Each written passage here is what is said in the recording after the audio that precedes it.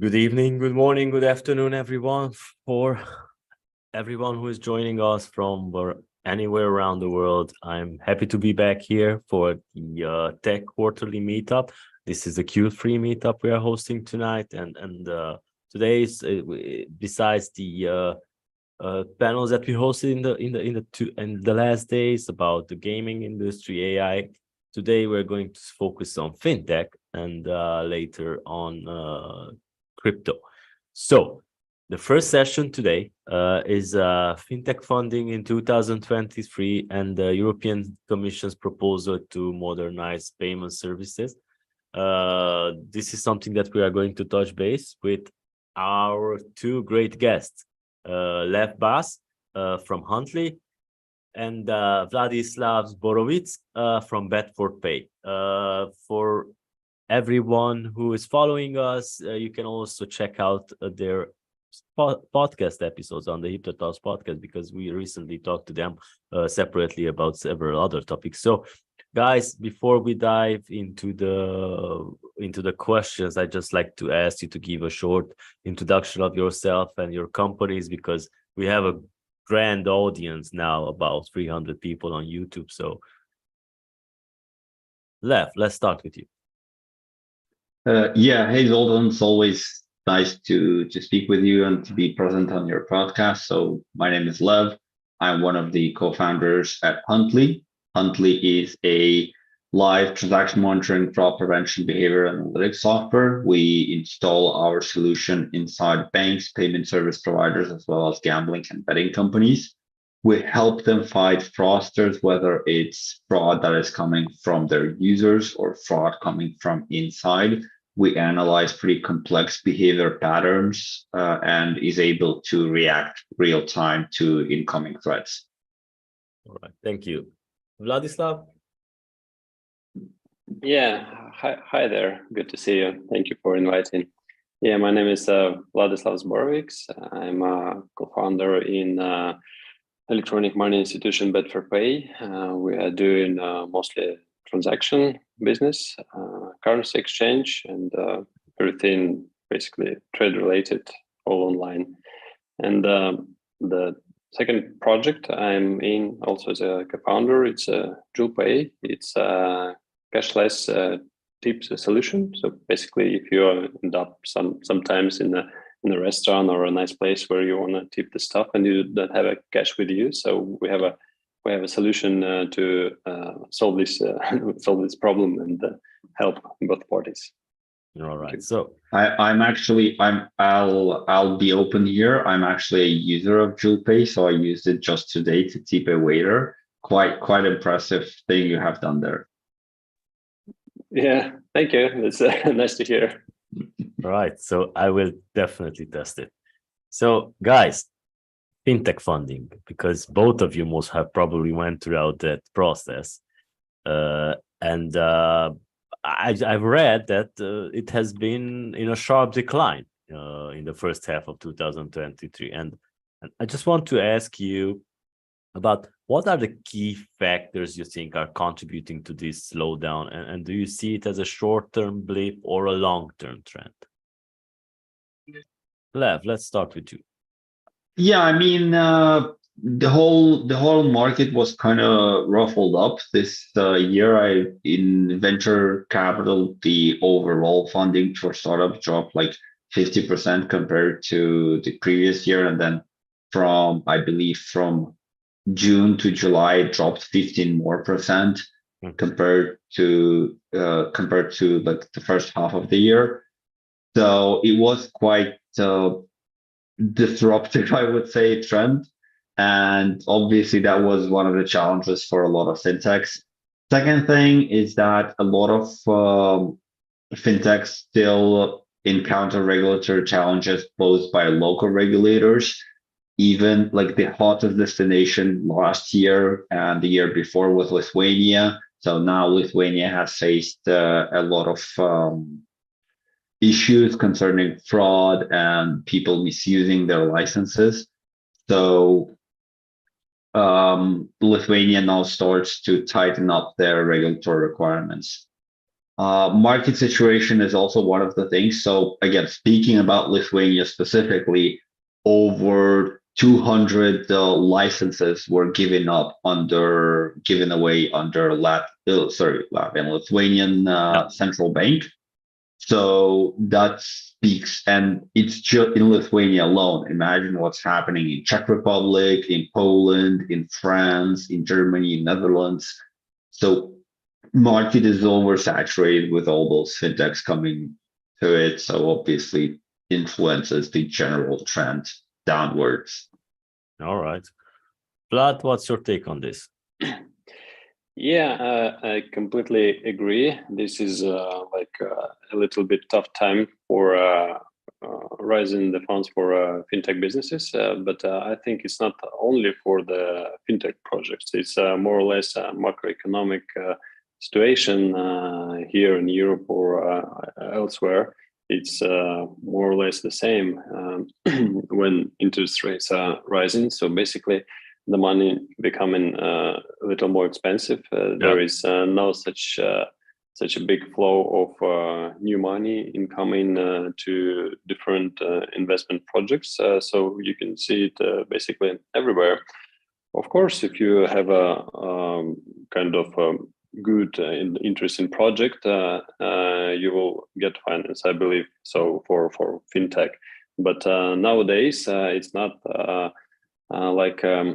That easy as it was before, when you say, okay, I have a license here in Europe, I have a potential market of 500 million, I have a little bit different idea than other market players has, and you can just grab a paycheck for just this small idea, and the fact that you have a license and you have a possibility to serve certain niche of the market. But now it's more going back to like traditional investments calculations. You need to go deeply into the business model. You need to understand how you earn, where and what is the potential in the nearest future. So everything is changing. It's becoming a little bit tough, but I think that it's like a economical waves or cycles, as you can say. So we will end up in a certain stage when again money will be looking for a good projects, and now it's a perfect time to build a good projects. So when the project is more like ready for the investment, for the money, so money will come, money will flow, I believe so. All right, I think it's a good time for you guys because you have already raised the funds, so no more newcomers to battle with on the market. Yeah, but anyway, it's not easy time for everybody, but it's maybe a good time to experiment, to do something, and work with a product, make it better, not just burning around all this crazy investment money what possibly been done a little bit before. All right, so the next question would be about how to stimulate maybe some smarter investments, because there are like these big billion rounds tickets, like the one with Stripe, where they had about 6.87 billion round, and they gathered a lot of attention around them. But overall, the deal volume has significantly dropped. And what can be done to stimulate more frequent and smaller smaller but maybe smarter investments in the fintech spaces, maybe to pump up the volumes then? Yeah, if you just to continue where I started, I think to stimulate this and to attract smart money, you will need to show the good metrics, good results. You need to show something, and you need to test it, and you need to present figures, what can be easy readable and easy adjustable when it's needed, and ready for a scale on a bigger market. And then I believe the smart money will, when they understand the figures, they understand the product situation, they can just bring in their funds just in order to develop this product a little bit more, or maybe offer it to the bigger market, bigger audience? All right, Lev. I mean, I'm all for collaborative work and healthy environment. So I would say that like governments need to stimulate an environment where fintechs could grow. Like, for example, something that Latvia is doing right now is they're launching inside the regulatory frameworks. They're launching sandbox with different features for different kinds of products, and already a couple of companies were born that way and start to gain traction just now. We will see them hopefully persevering in the next couple of years. So this is one thing. Second thing is that if we would go back in the future and see what worked for Revolut, for example, very well, is that they did a crowdfunding round as their it was sort of like series A or even pre-series A round, where they have actually collected money from their users, would help them to boost forward and gain more traction and more recognition. And I think just fintech founders need to be creative about how they raise money now, as the traditional methods has dried out. And then last but not least, I think again under the existing government structures and government initiatives, there is always a possibility of different grants and subsidiaries that you can provide subsidies that you can provide for fintechs in order for them to grow, just as a way to support like local financial framework. All right, so I'm going to squeeze this question in because decentralized finance is in trend. So it's been gaining momentum, and some argue that it's disrupting traditional fintech models. And how do you see DeFi playing a role in the fintech ecosystem? And maybe do you think that it's affecting the fintech investment strategies? Like, who wants to go first on this? I'm very skeptical on DeFi and decentralized finance in overall. I have seen a couple of great products that was based on DeFi, but if you would look in the core, there is not really much DeFi there. Everything sits on AWS servers controlled by central authority, which is registered behind the founders of this project. This is all right, this is understandable, but I don't think we should idealize those kind of business models as something unique. Like, banks have been doing that for over half a millennium now. All right, Vlad, what's your take on this? Yeah, for me, it's always good to believe in something something bright and something more like innovative. So the DeFi business and the model, I like it. I like how it can be used. But as that completely correctly said about the servers, about the infrastructure, about the linkage to centralized system, it's absolutely true.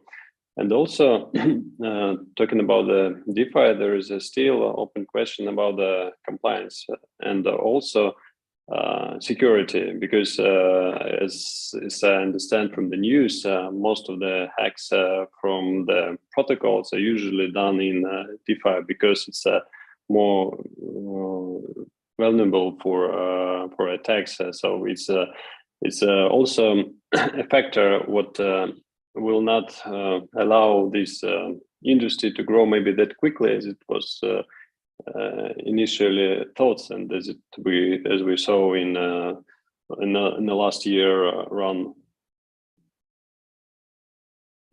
All right, so yeah, also something came to my mind is that there were many news about the role of fintech facilitating financial inclusion. I don't know if you guys have read this news, or I don't know what's your opinion on this, but given the current investment slowdown, do you think that this objective will be compromised, and maybe are there some steps that can be taken to ensure fintech continues to bridge this financial inclusion gap? Lev, maybe. I mean, financial inclusion did very, very important. There has been a lot of even like larger organizations like Gates Foundation investing heavily into financial inclusion in Africa and in India specifically, and it's always good to have people in this included into financial system. However, like sometimes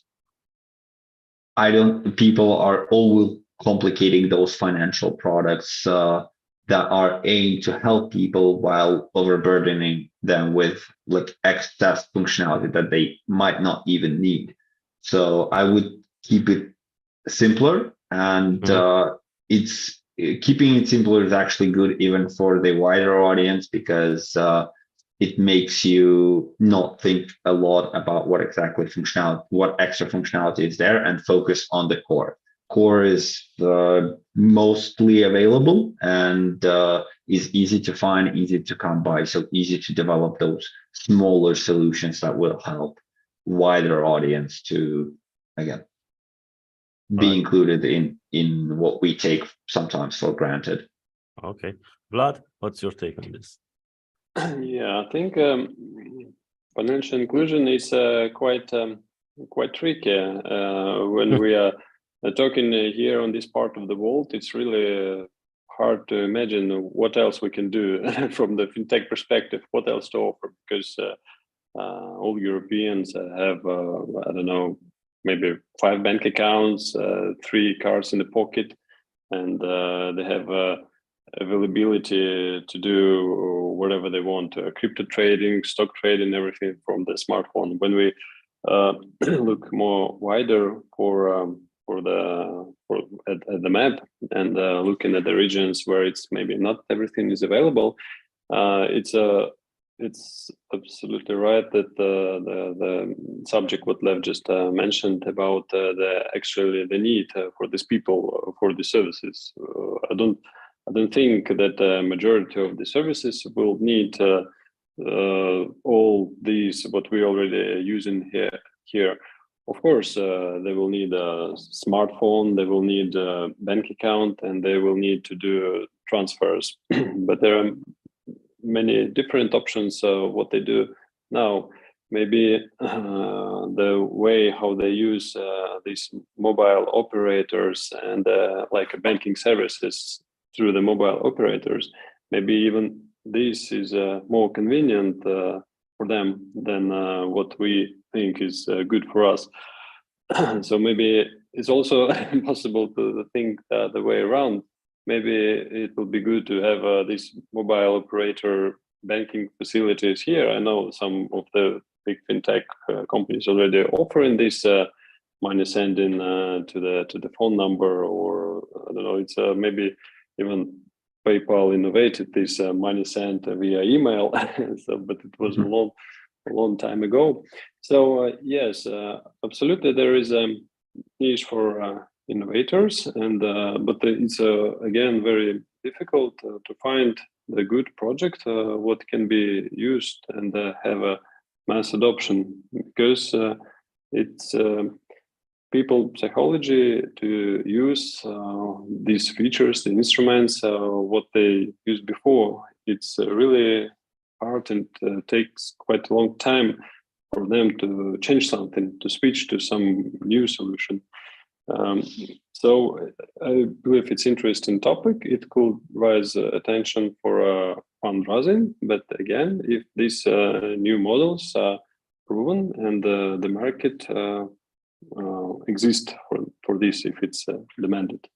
All right. There was I think last year I did a session with Victoria Soltes, and she mentioned that in some countries in Africa they don't use cash anymore. They use the credits from their mobile. So basically they top up their credit And they pay with that. They pay every service with that. Yeah.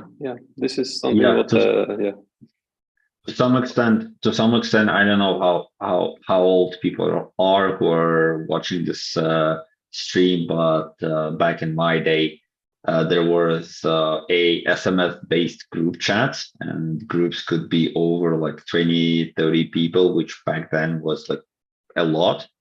So those banks in those countries work similarly. So you can send or receive money just via classic SMS. Mhm. Wow. So yeah, Innovation, retrospective innovation. exactly.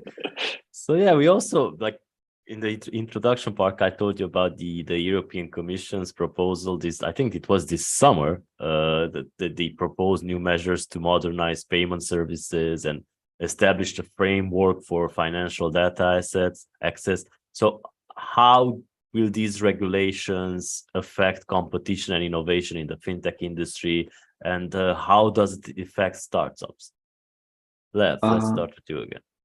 I mean, startups will always persevere. They will always find a new creative way how to adopt to regulation. The regulation itself, it will level up the playing field. It would introduce more rules, but those rules would create a common ground for everybody to work under. Uh, I understand that it's not necessarily speaks to innovation, but again, the bright mind always perseveres in my image. All right, Vlad. Yeah. As I understand, we are talking about like PSD3, and for me, when the first the PSD2 was introduced, it took quite a few years until I actually saw the new project built purely on this PSD2. All this open banking infrastructure, I think it's amazing, and it's gives a lot of flexibility and more secure both for a merchant and for for an end user. But it took quite a journey for this project actually to develop, to get all these necessary connections and everything. Of course, this legislation, it builds a good ground for the new project to grow. And as I see this regulation, it drives more attention to data security, to compliance. So it's kind of include GDPR things in payments also. So we will need to take care even more about clients' data.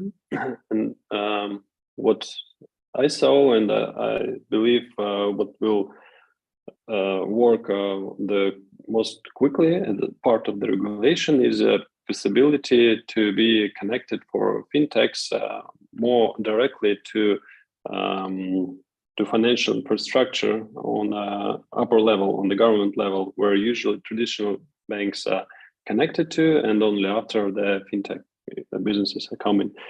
So in this regards, it will create even more competition between the fintech and banks, what is good because it possibly will bring us even better products, better prices, better services. So yes, I believe it's a good direction, good fundamental, but again, it will take some time.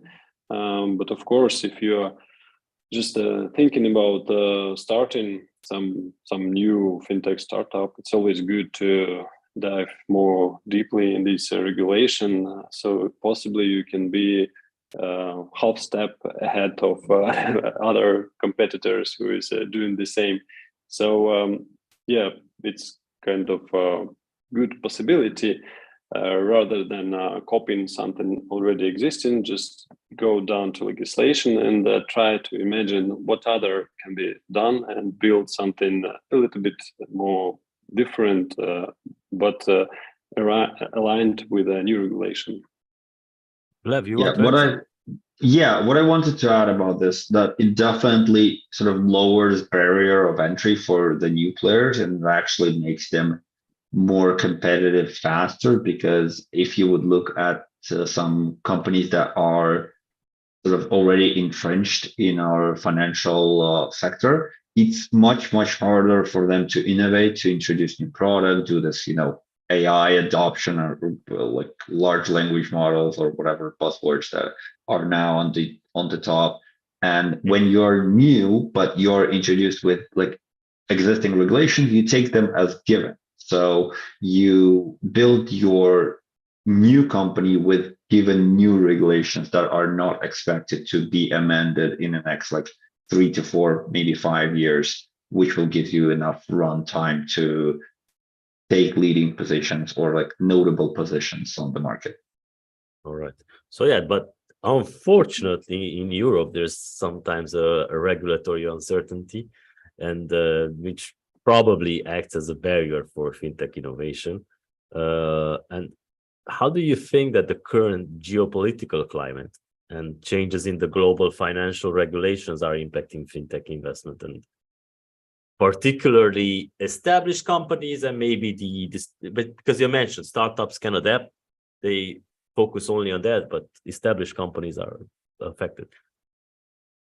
Again, it will be and always is a survival of the fittest. So we ourselves, working with various companies across the European Union and outside of it, we saw companies whose business model doesn't align with current geopolitical challenges actually did fail completely, and just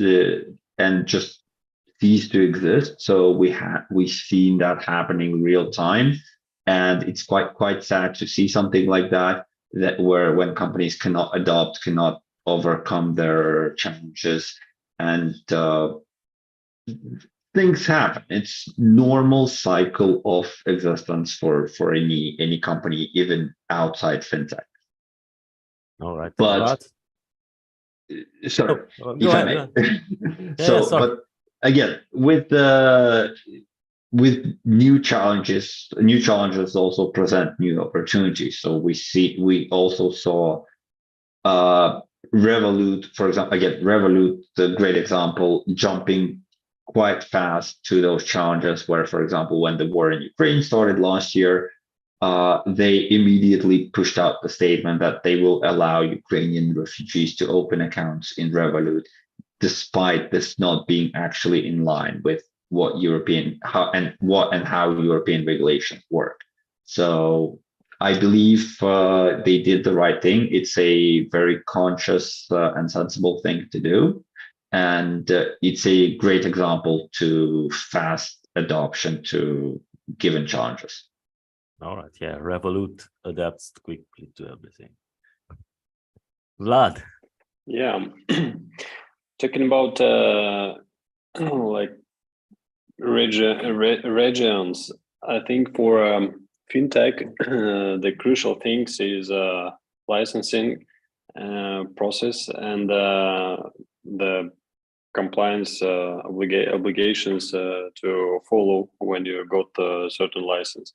So if we're talking about Europe, it's a very good market because it's open. You can establish company in one country, get a passport in, and work in other European countries. So you have quite a good coverage for the market.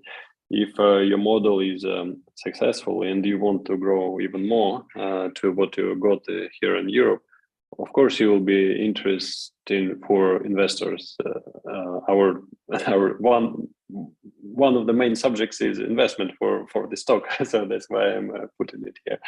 And then with this European experience, with the license, with the system, with the people, with a certain investments, of course you can go abroad. You can get set up a new company and just copy successful business model. Hopefully the regulation and licensing in that country will allow you to do something similar. So you can just jump around the globe, I would say, with the different setups. But again, as it's a licensed business, it's not possible just to run everything from the one company, from the one office, because you will need to have new people, new stuff on the new markets. If you want to go, I don't know, to Australia or Canada, for example, with your successful business model and already operational fintech business from Europe. So that's one thing. And of course, for fintech now, with all this geopolitical situation, it's very important to strictly follow the compliance requirements. You need to double check everything in order to be completely compliant and not to allow any transactions what are not supposed to go through you to be passed. This, of course, requires some additional people to work on this subject. Now, sometimes even in traditional banks, you have I don't know 5 salesperson for 15 person who is controlling the transactions. Some time ago, it was completely opposite. 5 people was controlling and 15 people was selling the same bank accounts. So this becoming very important to look at, and also it brings a little bit more costs for the business to be compliant with all these new regulations, new rule, taking into account our situation and what we need to monitor and what we need to control. All right. So yeah, every time we talk about investments and we are talking with companies from Europe versus companies from the States, it's like a different version, because here you really need to struggle to get the investment. But in the US, they just, if something they want to work, they just throw money at it, and immediately they have the investment, and they can have a global expansion, hire the best lawyers most probably to be compliant, to do the due diligence. So Vlad, I think it was you that mentioned that in terms of investments slowing down is because of the interest rates and public market valuations. So okay, public market valuations, interest rates, and M&A activities are cited as possible turnarounds for fintech investments, right? So if things come bouncing back, investments might be loosen up. So what are your guys' thoughts on the likelihood of impact of these factors stabilizing the market? You asking what could stabilize the market, or what we're gonna do when the markets will be stabilized? You can answer that as well if you want. Yeah. So just today, Christine Lagarde gave a speech about the new inflation data and the new projection. So again, the rates are rising, but maybe not. It was not a surprise for many. So I do believe that this situation will stabilize, and we even could end up on certain position in a deflationary scenario, not inflation, but the deflation. Of course, not the whole range for products and services, but certain definitely do. In this regards, we will need to just follow what government's going to do. If they're going to print more money, this money will end up in venture capital, in I don't know, angel investors, in other funds, and they will look for projects where to invest. So this is a perfect opportunity for fintech to try to attract more attention. Okay, now fintech, maybe it's not the hot topic. Yeah. Hot topic, yeah, because we have AI, we have some other interesting stuff. But anyway, this is a very sensitive thing for all the people. It's talk about the money, about the security, and about the convenience working with this sensitive stuff. So it still will be possibility to work and attract some attention. I just wanted to add to your comment about the rising funds in US. Yeah, from my personal experience talking with US capital firms to investors, it's not easy to go to them from Europe because they want everything from local. You talk with them, they ask, where are you from? From Europe. Sorry, do you want to move to US and live there and bring this project to US? Exactly. Then I will invest you. If no, sorry, it's out of our agenda. All right, Lev. I'm honestly not a huge expert on public markets and M&As, but what I can understand is that whenever a company goes public, they need to actually disclose a lot of information, which being private sort of helps them. And I cannot see fintechs actually wanting to go public before their balance sheets are squeaky clean. And given the difference in sort of profit margins that are generated with high risk clients and low risk clients, I cannot imagine a lot of fintechs wanting to go public with that kind of underlying businesses that they service. So it's better to be private, earn some money for yourself, and be comfortable at your specific niche and level, rather than go public and be scrutinized by, or be potentially scrutinized by the public, journalists, investigators, regulators, and everybody who now has access to your books. All right. So yeah, not a huge fan. Yeah. So hot topics are also it's also the ESG, environmental, social, and governance, and there has been an increased focus on ESG factors, and especially it has been sometimes proved that it has been a factor in the investment decision. Do you think that this trend will continue, and do you think that is going to have any impact on fintech investment landscape, and should fintech companies adapt their business models to ESG to be ESG compliant? Who wants to go first on this? I can I can comment on this. So I think all the roots goes to the government funding and government financing these directions. So, for example, if you are fintech business and you're thinking a little bit about ESG and you can do something in order to show your positive impact on this subject, then you will be a little bit more interesting for investors compared to others, because investors will understand that in certain period of time, possibly European community will give grants to certain industries who are taking care about these subjects, and these investors in this regards will lower their investment risks.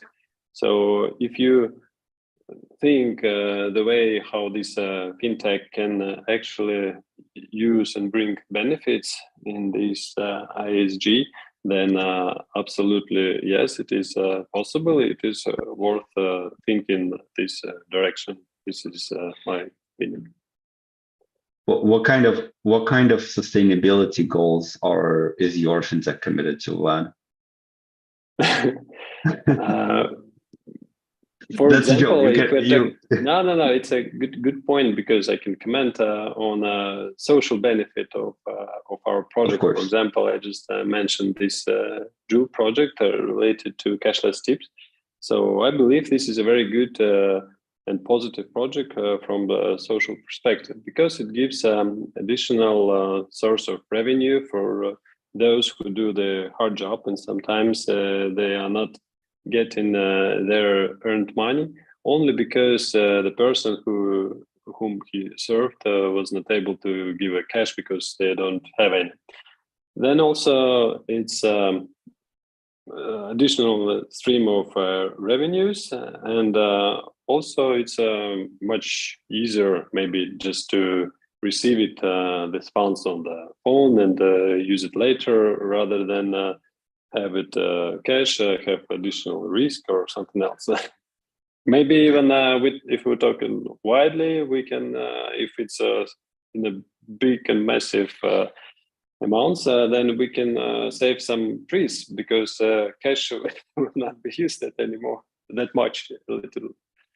All right. So Lev, what is your company's ESG? Yeah, so we're not really subject to being applied under those goals, but we believe that we sort of help companies to commit to their sustainability goals, because like the level of automation that we provide with our platform helps our clients to save a lot on greenhouse gases that are emitted in their workplace. Let's call it that way. All right. So I don't. That's a good point. By the way, I don't buy this carbon offsetting thing. So No, it's not about carbon offsetting. It's more about. Okay, I don't need to explain it. I was worried. Just leave it like that. All right. And since Vlad has some awesome points today, he also brought up a hot topic, AI, which is everywhere. Yesterday, the whole talks in the gaming industry were mostly about AI, and we have discussed that maybe in the future the smart coffee machine will replace you. They will probably have a better resume than you do. So AI. Yeah.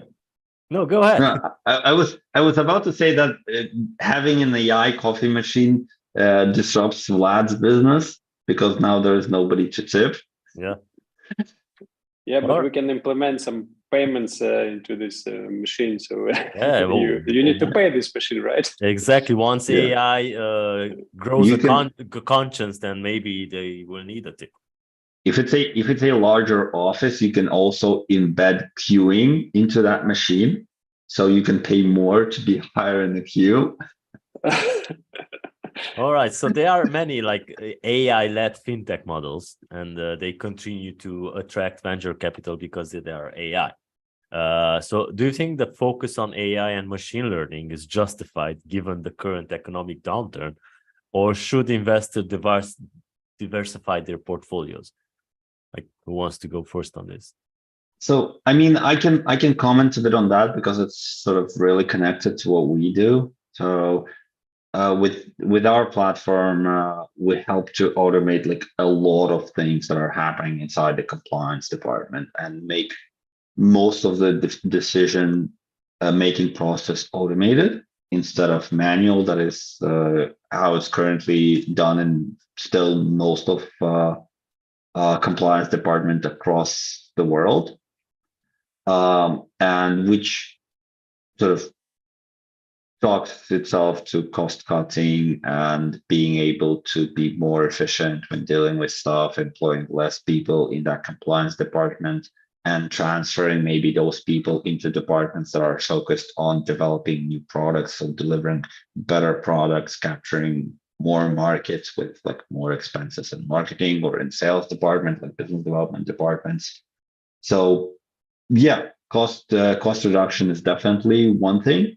Second thing is that we definitely need to talk about when speaking about AI ML models is that their ability to innovate and adopt to ever like evolving the scene of fraud and fraud prevention. So people who are in the fraud industry, they basically have nothing better to do than sit on their ass. Sorry. No worries.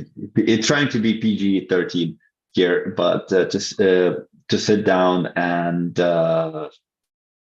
figure out new ways how to fraud the system, fraud users, fraud institutions, get like embed those like predatory practices into their everyday lives.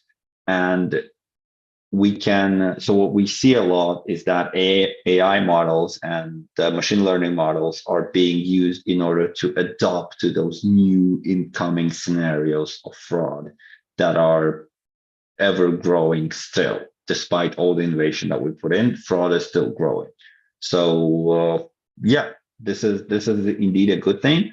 There could be some downturns that, for example, we see that in trading a lot, that if traders would embed AI ML based trading models, then those models could not necessarily adopt to the cyclical nation of the markets, and the traders themselves might suffer losses.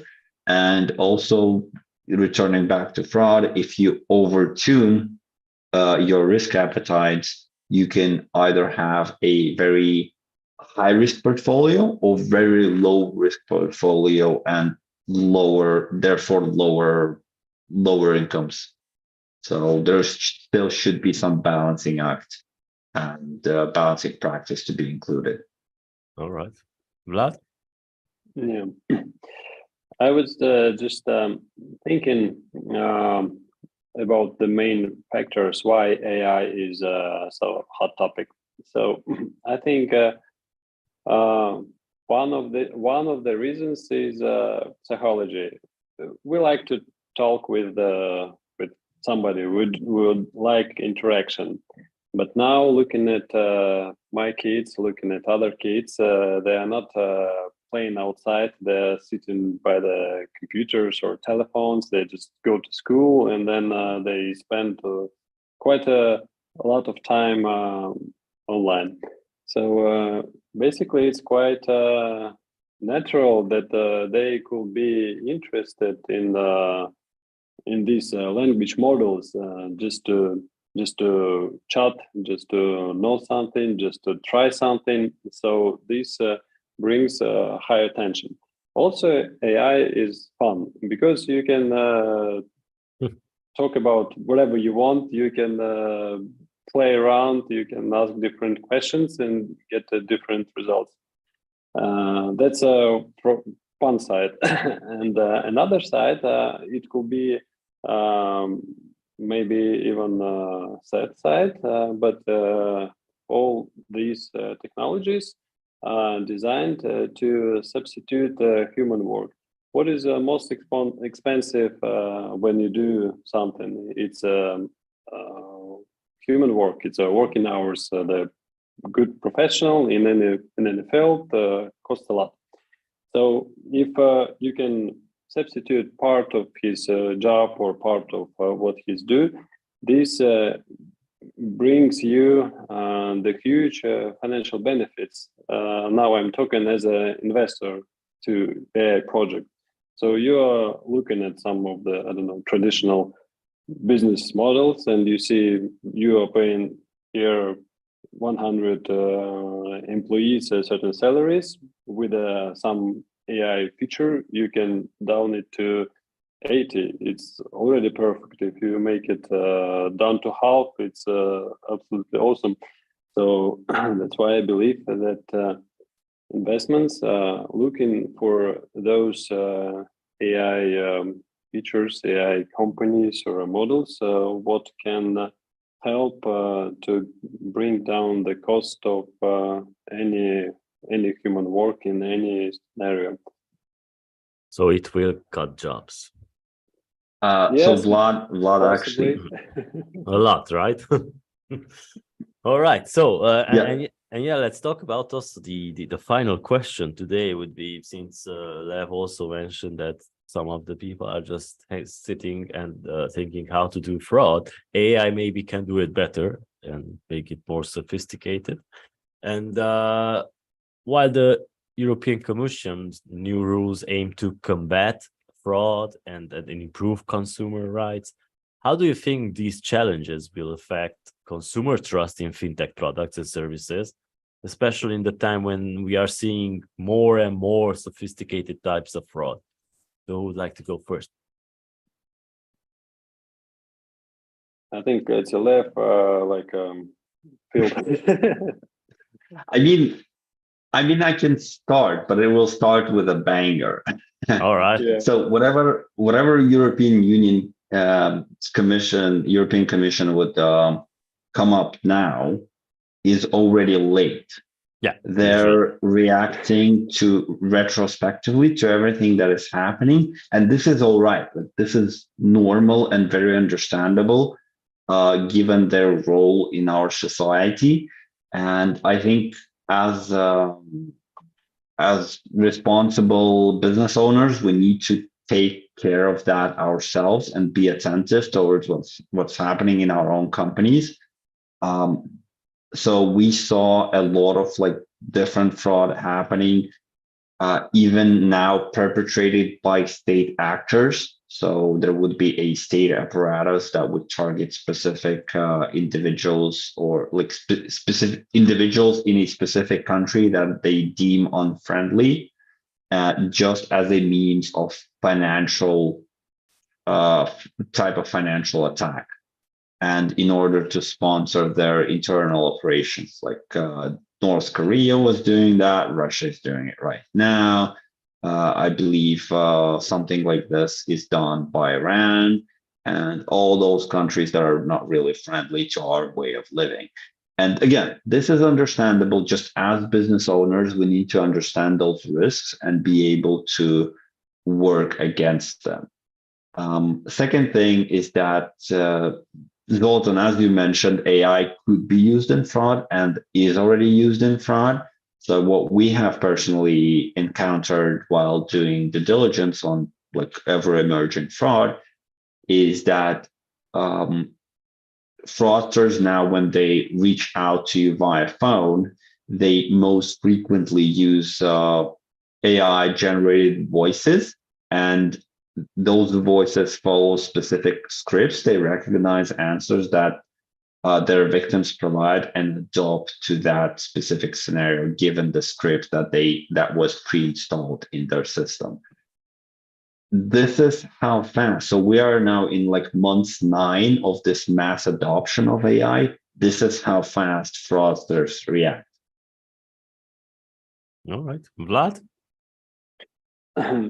Yeah, I think it's a never-ending story. I mean, we saw quite different scenarios for the fraud, from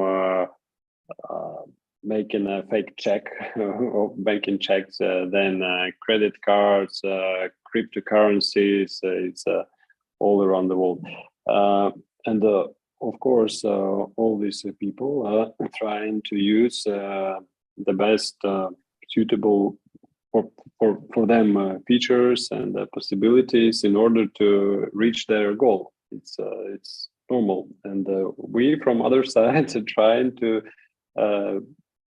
make these different balls and different scenarios when those attacks will not happen. So yes, it's interesting possibly to see one day when one AI create like a fraud and another AI just fighting it back. As for example, this phone call, the fraudster calling through the AI this script, and the answering machine also powered by AI answering, and one talking with another one, and just interesting to see the results. Okay, that should be very yeah, it's a never-ending story.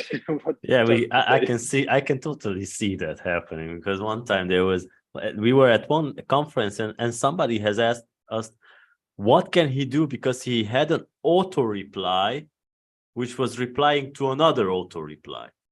So it was like ping pong going one to the other, and the server just like filling up with the emails. And I can totally see this AI doing a fraud and an AI responding to it. Like, wow, it's such an interesting future. Signet is here. All right, so guys, our time is up.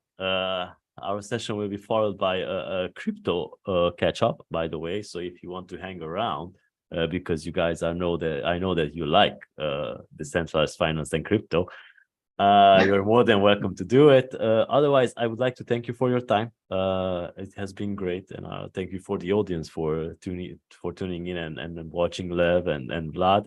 So I will hand over the virtual microphone to the next moderator, Greg McMillan, who is accompanied by Hina Han, doing their gaming insights on the Gaming America. Sorry, this is the crypto catch up. All right, so Greg. Lev, Vlad, thank you. Stick around. Thank Greg, you, Dalton. the Cheers. floor is yours. Thank you very much. It was a pleasure. Well, hi, everyone. Thank you for having us back again for another edition of Crypto Catch Up. As you've heard, my name is Greg McMullen. I'm a lawyer with a firm in Vancouver, British Columbia called Segev LLP. We do a lot of work in what we like to term high-risk ventures. So industries that are emerging that kind of have loose legal framework that doesn't seem to really fit. So that includes things like crypto, like gaming, like cannabis, back when that was kind of on the upswing here in Canada, some into the areas of psychedelics now. But my main focus is crypto, and I'm joined by Hina, who will introduce herself. Hi, everyone. Can you hear me okay? I also work with Greg at Segev LLP. We do some crypto law, helping startups with their crypto interests and creating companies, domiciling projects abroad and such. I also do a lot of litigation because that's my background, and do some corporate law as well here at Segev. I am happy to be back, and thanks, Sultan, for letting us host this again. Well, thanks, Hina. We're going to do kind of a run through of the latest developments in the crypto world. The first will be looking at what's going on in the NFT world. Now, contrary to popular opinion, NFTs still exist. I know last month they had one of their lowest trading volumes ever, but the technology is still out there, and people are still doing things with the technology. One group that is maybe not quite so happy with what they're doing with the technology is the Security and Exchange Commission in the United States. So many NFT promoters at the height of the NFT bubble believed they'd be able to convince the SEC that their projects should be treated like trading cards or fine art. So basically, collectible assets that might go up in value over time, but aren't inherently like investment contracts. So during that NFT bubble, the financial gain took on a much more prominent role than the collectible or art aspects of NFT projects. NFTs started to look more like investment vehicles than either art or collectibles.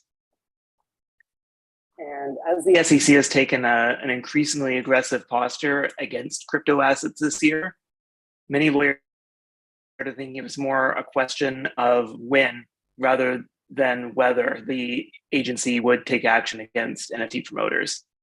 And so in the past couple of weeks, the wait has ended, and the SEC has brought its first NFT enforcement action, quickly followed yesterday by its second. So the first one was against a project called Impact Theory Founders Club.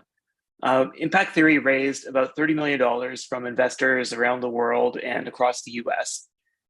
Its NFTs were not what you're probably thinking of. They're not like the Bored Apes or CryptoPunks or any of the kind of cartoon variations that became so ubiquitous at the height of the bubble. So instead here, there were only a few graphical variations of images of a rectangle that looks sort of like a video game loot box or maybe a ticket stub. Regardless, there were three tiers of these things: legendary, heroic, and relentless, each offering kind of a different package of benefits to people who purchase the NFT. They were sold as being memberships or passes to access content that was going to be developed by impact theory in the future. But in practice, the SEC said they were being sold as investment contracts. Impact theory did things like telling buyers it was, quote, trying to build the next Disney. And if they were successful, it would deliver, quote, tremendous value. And they said in their Discord chats, if you're paying 1.5 ETH, you're going to get some massive amount more than that. So they were really emphasizing the potential for gains and profit with the sale of these objects. One point of interest in this, the SEC in its order looked not only what the company was saying itself, but what was being said about members of the community in their official Discord channel. So users were saying things like, everyone here is an early adopter. Buying a founder's key is like investing in Disney, Call of Duty, and YouTube all at once. Or that it's like handing $20 to Mark Zuckerberg in his dorm room. So these really overwhelmingly positive and mania-inducing statements about the potential gains with the project. Now, it's important to note that in both this order and the one we'll talk about next, the SEC didn't make legal arguments. They set out the facts of the case and they set out the law.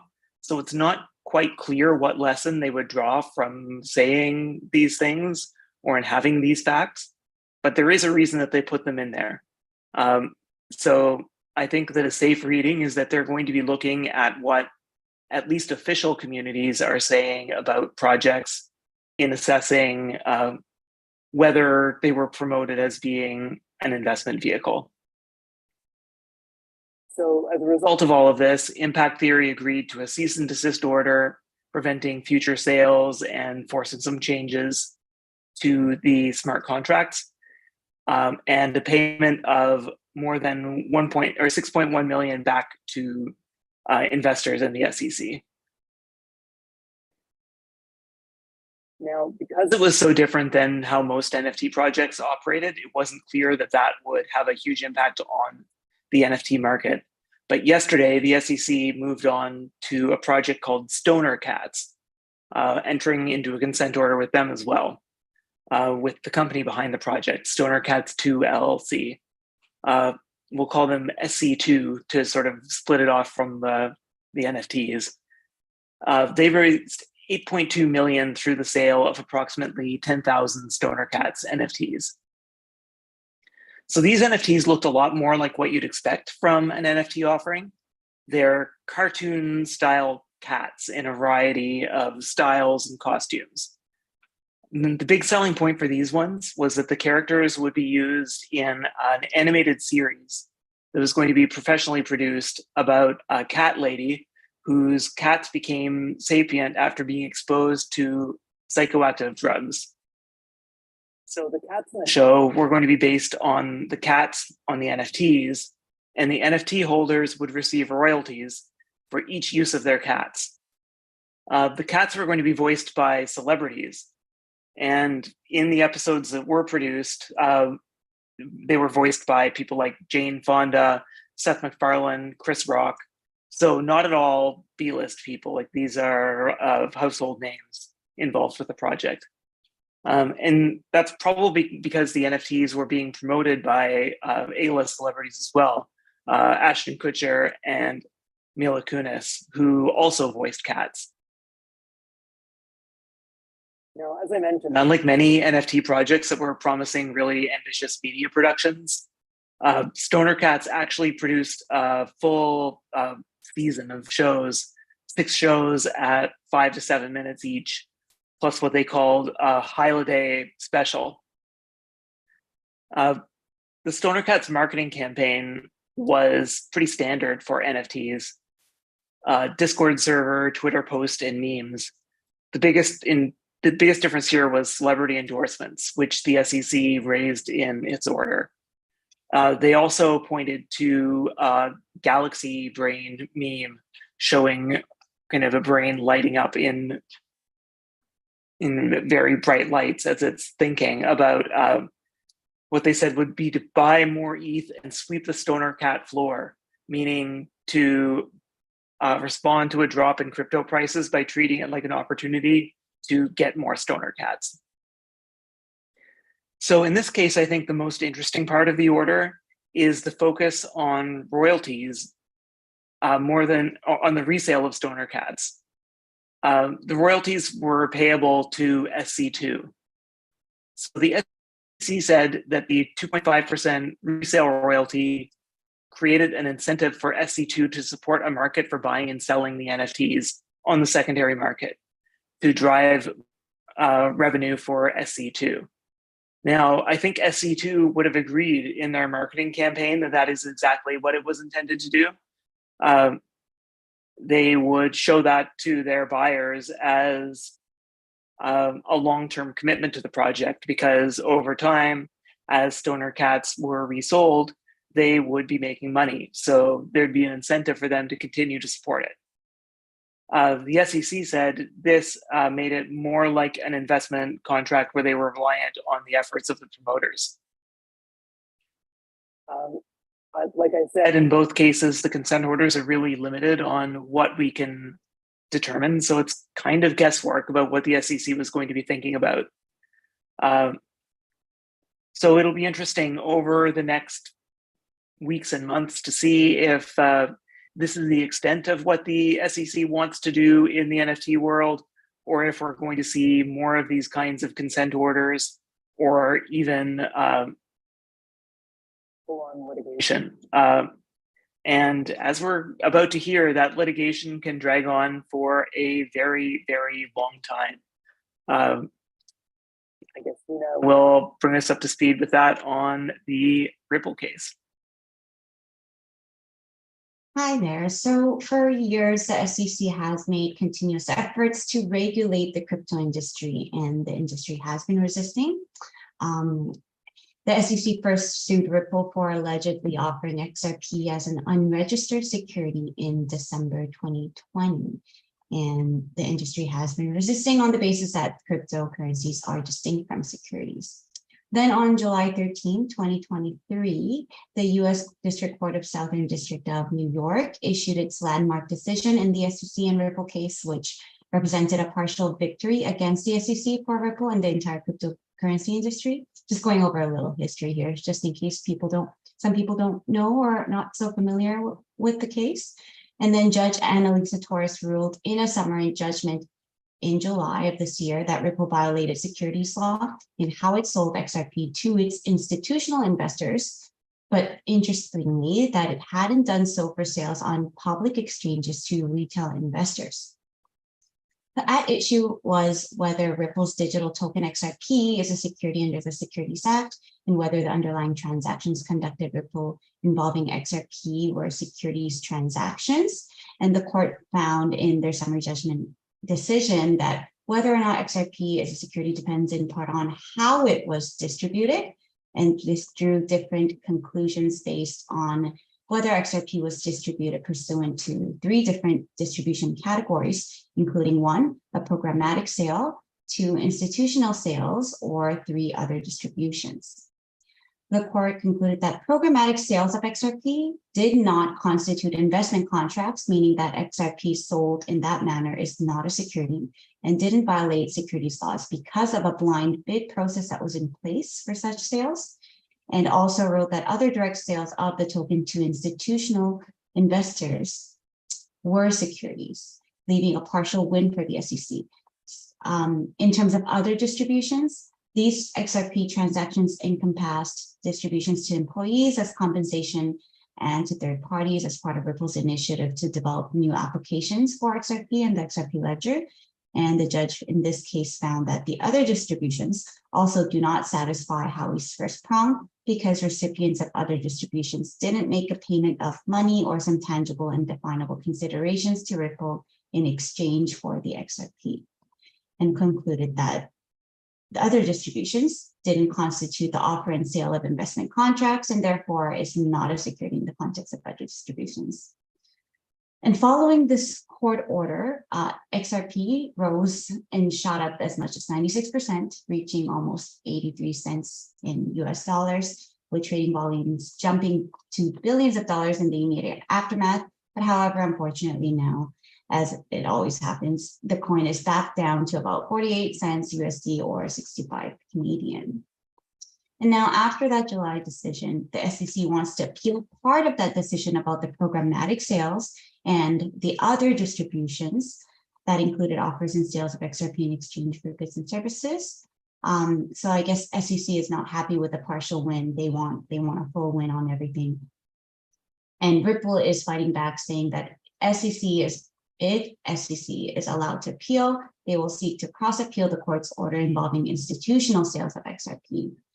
And that cross-appeal too will call for a full review of the full record and not merely those parts that SEC wishes to emphasize. Now we anticipate that if the judge allows and grants this SEC motion, crypto investors may feel increased angst. An interlocutory appeal, if granted, would leave XRP in limbo for maybe another year and extend the case beyond 2024, likely. The result of this case is very interesting and is of high interest to the crypto industry, since how the court handles this Ripple case could have a substantial impact on other pending litigation, like those between the SEC and Binance and SEC and Coinbase, and therefore it will hold quite a significant significance for the industry for shaping the future of crypto regulations. And speaking of which, I want to talk about Coinbase a little bit. Coinbase has an active year in summer. So Coinbase has been another SEC target with the case ongoing since June 2023. A ruling on the Coinbase motion to dismiss remains pending, where the SEC charged for allegedly operating on unregistered crypto as an unregistered crypto broker, exchange, and clearing agency. While Coinbase battles the SEC in this litigation, it also continued with expanding beyond the US market, rolling out an Interact e-transfer integration as part of Canadian offerings and their official launch in Canada on August 14th of this year. And Coinbase, and with this e-transfer, Coinbase is aiming to enable all of its Canadian users to deposit and withdraw Canadian funds to and from their Coinbase wallets through more easily. They explained that its decision to expand to Canada was based on several factors, including that the country is ranked as the world's third most crypto-aware nation. It's interesting, I didn't know that, and boasts a strong local tech ecosystem. It's very true that we have a strong community of crypto community growing in Vancouver as well, and a hub forming. And combined with recent developments towards a robust regulatory framework, positions Canada as a potential global crypto economy leader. It's nice to hear. This sentiment was apparently reinforced by the Ontario Securities Commission survey, which indicated that over 30% of Canadians are poised to venture into the world of crypto assets within this year. Now, another big news item for Coinbase was the launch of its new blockchain Base on August 9, 2023. Crypto, as the largest US exchange, held a direct listing of its share on NASDAQ in April 2021. And now they are, basically they say they are the first blockchain to be launched by a publicly traded company, and gives it a new revenue opportunity by garnering fees from running its own blockchain and potentially from decentralized applications being built on top of it. And users are now able to bridge their ETH to Base. It's fully active.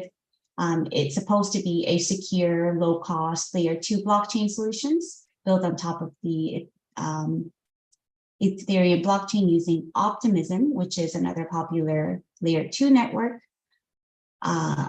And they're using the Optimism's Stack software. The Coinbase's goal for Base, they say, is to bring the next billion users and next million builders on chain to Web3. So that's some big plans they have, according to Jesse Polak, who is the creator of Base and head of protocols at Coinbase. And Base serves a wider range of customers, including both regular Coinbase users and DeFi participants. So this is really interesting because Base makes it really easy for normal people that are not too crypto native or familiar with crypto to be able to interact more easily with the blockchain using a centralized application. I tried it myself and using the Coinbase wallet as well. They actually made it quite easy and interesting. They have some good features on the wallet as well, where you can message other people that has the app, and you can even, there's a money button where you can just send money to them or crypto to them pretty easily. Kind of reminded me almost of Venmo or something like that. So hopefully maybe in the future, apps like this could be a way that makes financial transactions more easily available on the blockchain to regular people. And even prior to the public debut, there were already $139 million of deposits locked into the apps and protocols on the new Base network, according to crypto analysis firm L2Beat. And the amount of total value locked, or TVL, which is a common metric for evaluating blockchains and protocols, is enough to rank Base as currently the 5th largest layer 2 blockchain already. And it's only been like a month that they launched. So the Arbitrum, just if you're interested, the top 5 by TVL is Arbitrum 1 with about 6 billion in total value locked, followed by Optimism Mainnet at 2.9 billion, ZK Sync Era at 430 million, and DYDX with 336 million. So Coinbase is following shortly after that with 139 million at 5th place. This leaves me to wonder whether this is the start of a new era of public companies running their own distributed networks, and whether it will really start making it easier for normal people to interact with the blockchain and use it as a way of financial transaction.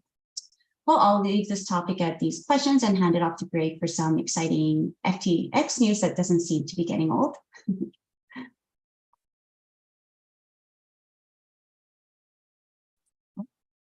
That's very interesting about Coinbase launching their own blockchain. We see these really threatening legal challenges on one side, but the ambitions of these companies seem to just continue to drive them in this direction of decentralization. And there seems to be a real disconnect between some of the regulatory bodies and what public companies are doing and wanting to build into their products. And I think that'll be a really interesting tension that'll play out in court from the SEC challenges politically, internationally, as the technology is developed. But yeah, as Hina said, we do have some FTX news because it wouldn't be crypto catch up without talking about FTX. The most important bit of news is that the US bankruptcy court in Delaware has approved a plan for FTX to start selling some of its crypto to pay back its many, many creditors. FTX still has crypto assets worth over 3.4 billion at today's values, including 1.16 billion in Solana and 560 million in Bitcoin. So large amounts of assets that are soon going to be moving onto the market. Now that's driven some fears from both FTX creditors and kind of non-affiliated crypto investors who feel like a flood of that much supply onto the market could really injure prices. So they've put limits on the amount that FTX is able to sell at any given time. It looks like they're only going to be able to sell in $100 million batches. So over the next while, they're going to be taking steps to turn some of those assets into US dollars. Meanwhile, the ringleader of the debacle, Sam Bankman-Fried, had been out on bail. When we last talked, he'd been arrested, but he was confined to his parents' house.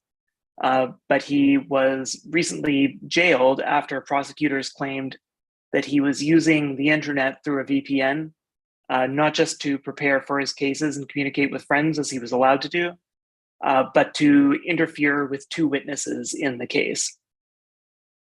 So the judge didn't like that and ordered that he be brought into detention. SBF does not like being in jail.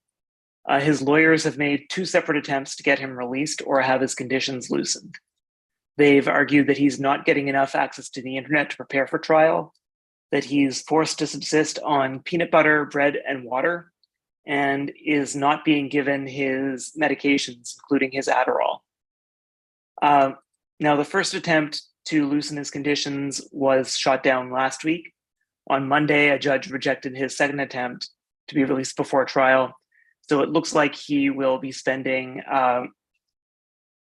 however long it takes for his trial to come up in the Brooklyn Metropolitan Detention Center.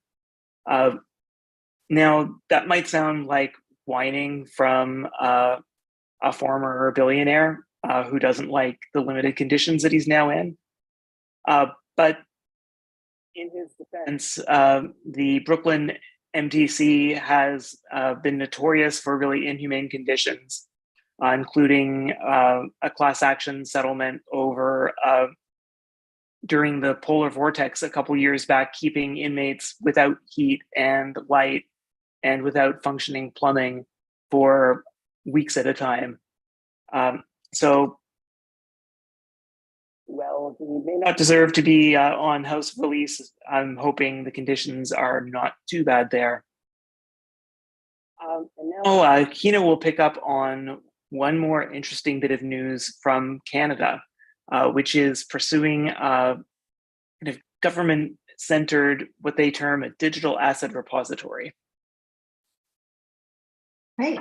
So to give a little bit of background, in recent years, RCMP, the Royal Canadian Mounted Police, and other Canadian law enforcements have been seeing a significant rise in the use of crypto and other digital assets, such as NFTs as a payment method for illegal activity. As a result, they are seeking the development. So RCMP, along with Shared Services Canada, are seeking the development of a digital asset solution to facilitate the seizure and storage of cryptocurrency and NFTs from multiple public blockchains. In other words, they're basically looking for a way to safely and securely store digital assets that have been seized and retained by the authorities until they are eventually disposed of at the conclusion of a legal proceeding, for example. And the hope is that the development of such a centralized repository solution would allow police officers to seize these assets under a user-friendly manner, while also offering security to prevent the theft of such assets during their storage. They have issued a call for proposal, number 3, or a challenge notice issued under the Innovative Solutions Canada program, which can be found on the Innovation Science and Economic Development Canada, ISED, so ISED website. This call for proposal opened on August 10th, closing September 21st at 2 p.m. So basically you have 1 week left if any company is interested, and any eligible Canadian company incorporated in Canada federally or provincially can submit a proposal and win contracts relating to creating this digital asset repository. The funding for this phase 1 of the contract from this challenge is 150,000 Canadian, with the max duration being up to 6 months, and the estimated number of contracts being awarded is 4. And successful businesses that have completed phase 1 will be invited to submit a proposal for phase 2, where the maximum funding available would be 1 million Canadian dollars. It's quite a significant amount, where the estimated number of contracts is 2 for this phase. So if you are a small business interested in bidding, feel free to check out the submission details on the ISED website while it's still open for another week or so. And you just need to complete the challenge stream electronic submission form online. Just some details about the desired outcomes about this initiative that I thought was interesting was that it should be able to accept and process transactions for the top 20 cryptocurrency blockchains by market cap, as detailed on CoinGecko. And if you guys were interested in knowing what the top 20 crypto blockchains currently are, it's Bitcoin, ETH, Tether, BNB, XRP, USDC, Lido, Stake Ether, Dogecoin, Cardano, Solana, Tron, Polygon, Polkadot, Litecoin, Shiba Inu, Wrap Bitcoin, Uniswap, Bitcoin Cash, Toncoin, and Avalanche in that order. I actually wasn't really familiar with Toncoin until I saw this chart, which is apparently a project that was, I think, initially initiated by Telegram, but another entity took over. And Telegram initially recently endorsed it, so it had a little bit of a spike. And other things that they're expecting for this app is for it to be scalable and to onboard and support new blockchains in the future, new NFT blockchains in the future, allow users to generate a case using police file number in the system and add any number of public wallets to the said file. And I think the key point is it also needs to have instructions so that the police can easily use this app. So and they also want to allow for transfer and holding of ETH, Solana, Polygon at the least, and generated NFTs. There are more details about what is expected for this repository online if anyone is interested in checking it out. And I'm sort of excited to see whether this application would make crime in enforcement, law enforcement, really help with the scam and all these illegal activity situations in Canada, because I know that it's been a huge problem. There's been so many crypto scams and so many people coming to us saying that we've been scammed. The police and local police department or RCMP, they don't care. They're unable to do anything about it. So hopefully this is one step forward towards solving some of these issues in the illegal activities using crypto. I think that's about it. We have one. Yeah, I think having that institutional framework for thinking about crypto assets and knowing what to do with them, hopefully that'll trickle down to kind of the frontline officers who are taking the reports of fraud, so they at least know how to advance these investigations. So that's very interesting.